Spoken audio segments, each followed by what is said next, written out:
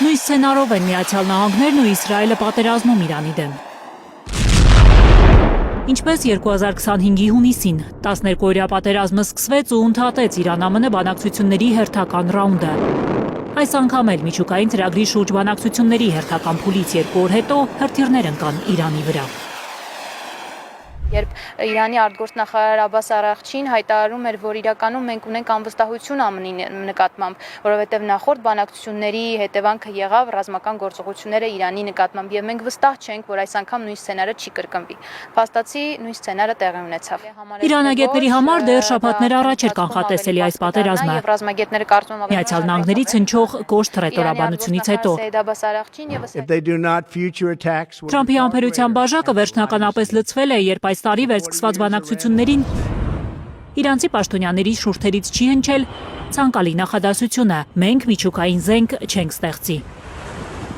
Իրանագետները նկատում են, որ Միացյալ Նահանգների եւ Իսրայելի գերնպատակն է ոչ միայն վերացնել միջուկային գիտնականներին ու միջուկային օբյեկտները, այլև բալիստիկ հրթիռները։ Թրամփն էր հայտարարել, թե դրանք սպառնալիք են Եվրոպային եւ չի բացառում, որ մի օր հասնեն նաեւ նահանգներ։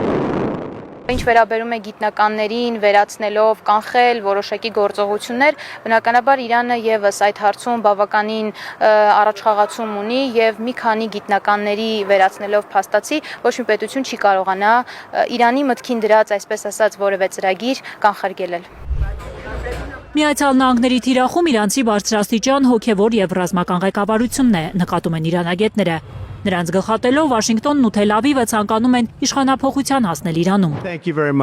Թրամփն ուզում է այնտեղ էլ հաստատել իր գերակայությունը ու պատահական չէ, որ եւ Վաշինգտոնից եւ Թել Ավիվից իրանցիներին փողոց հանելու հայտարարություններ են հնչում։ Արևմուտքի ձեռագիրն է եղել, բացի ռազմական գործողություններից, նաև որոշակի ապստամբություններ հրահրել ցույցերի տեսքով, հավաքների տեսքով,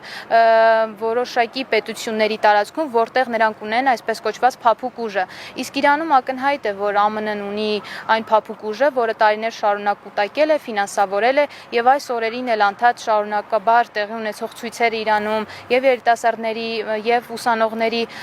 կարող են հովանավորված լինել ԱՄՆ-ի կողմից։ Իրանագետները չեն բացառում, որ այս պատերազմն էլ ձգվի մինչև 2-3 շաբաթ, բայց նկատում են փորձագետները, որ այն չի կարող շարունակվել ամիսներ։